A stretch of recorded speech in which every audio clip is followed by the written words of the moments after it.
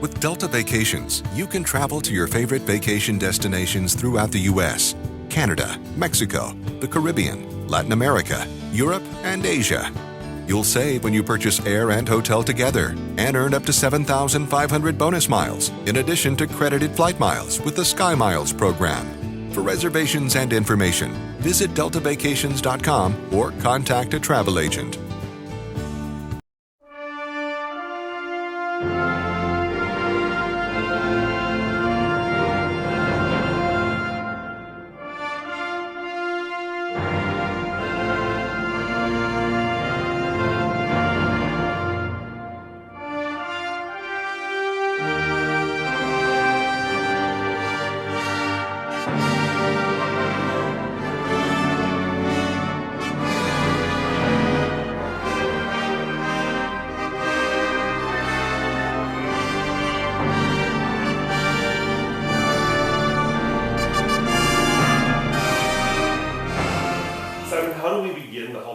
Of making a pedestal arrangement that we find most beautiful and so much fun to have at a wedding.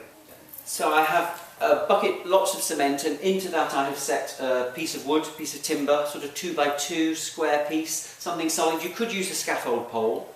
And then I've got 2-inch mesh of chicken wire, and it's most important that it's the 2-inch sized hole. And you make a big sort of scrunkly mess. We call these yetis. It's always known as a yeti. And you staple it in so that it is fairly secure. You don't want it so that it rotates on the pole. It needs to be quite secure. And if you're making a vast decoration, you can then also wire it down and anchor it to the rim of your urn, so it's good and balanced and stable. Then we pack it in with some sphagnum moss around the side so that that actually is going nowhere and it's good and balanced. And then you create your decoration. First of all, you want to try and hide and camouflage some of your chicken wire. So we use things like trailing ivy, and depending on the time of the year, this is only going to last for sort of 20 hours, 24 hours. So you can do it the day before a wedding if it's in not too hot a venue. So what we tend to try and do is camouflage some of this, and we use foliage that we know doesn't need to be in water. So things like some ivy tucked into it, and that just starts to mask our frame. And then we could even use something like some moss just to tuck in, things like leather leaf, any sort of inexpensive, slightly dull foliage just to stuff in to give you a covering. Okay. And then we can start and build our decoration, and obviously we start using foliage first. So I've got some beautiful Solomon seal, which I love this time of the year. And then we have these rather clever things. They're actually sold as a grave vase. So you would put some flowers on it and then you'd stick it into the ground on your loved one's grave. I'm not so sure about that, but we use them a great deal, and we call them tubes. I don't know why we call them tubes, because they're actually cones. But we have one of those into which we put some water. And you need to fill it sort of 2/3 full. And then you take a little handful of whatever it is you're using, tuck that in, and then you arrange those into there. So you'll see suddenly, so it's a little vase holding some water, and you can get a really big decoration from a relatively small structure. And the joy of it is as well, you can use things that hate to be in flower foam. So all those dodgy, scary things like blossom and magnolia and hydrangea that really don't like to be in foam are very happy in this, because they're getting a lovely drink. Sure. Because of using the tubes, I'm assuming this is something that's probably needing to be created on-site versus transported? You can transport them upright if you've got big strong boys in a nice tall van, and what we'll often do is transport them 2/3, and then you add in your gorgeous lilies, delphinium, things that could be delicate and might start to come adrift or get squished and squashed in the van on the way there.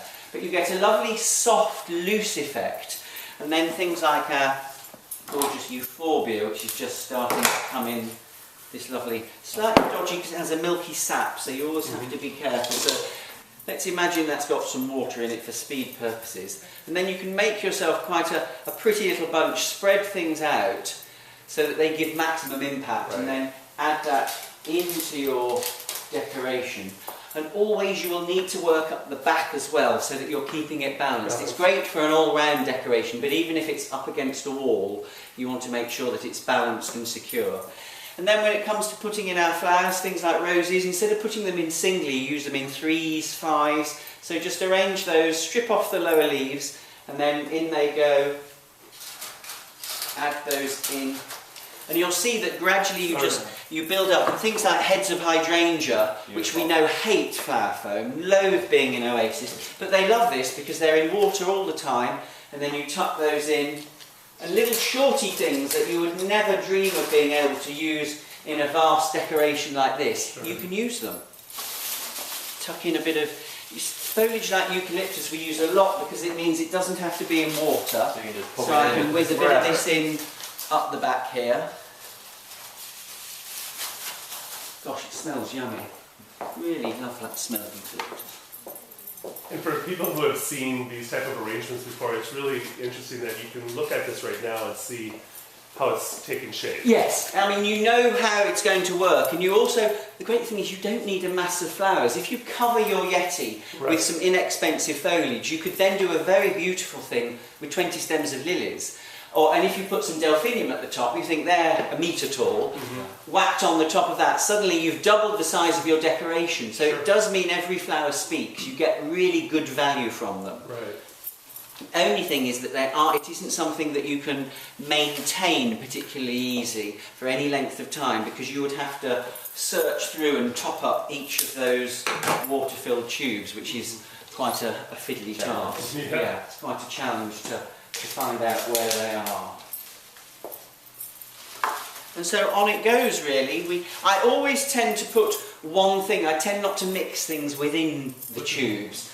But it's great things you imagine amaryllis, which is a bugger to get into. I mean, it's so difficult to get that into flower foam. Right. And often in chicken wire as well, if you're doing it in a vase, it always slices through. Whereas if you pop it in one of these, it's really and we quite often, if we're doing a lowish arrangement into oasis, we might add our amaryllis and things into the tubes so that they're able to get a good drink. Interesting. Just going to pop one in right at the top here so that you can see just how tall we can get our decoration to become. So we'll stuff those in. So you would just carry on adding in your flowers, and then obviously at the very end you add in all your most lovely things, and you just need to be aware that every time you put your tube in, if it's got water, it has to be in so that it's not going to. There's that fear when you want to have your low thing, so you have to choose something, tulips or something that will flop and flollop are lovely to tuck in there, because you still need your vase, your tube to be at an angle so that the water stays in it. And that is the rudiments of making a big statement decoration. A pedestal arrangement. Yeah. Thank you. Large impact. Yes. And easy. Awesome. Lovely. And quick. Beautiful. Thank you very Thank much. you so much. My pleasure.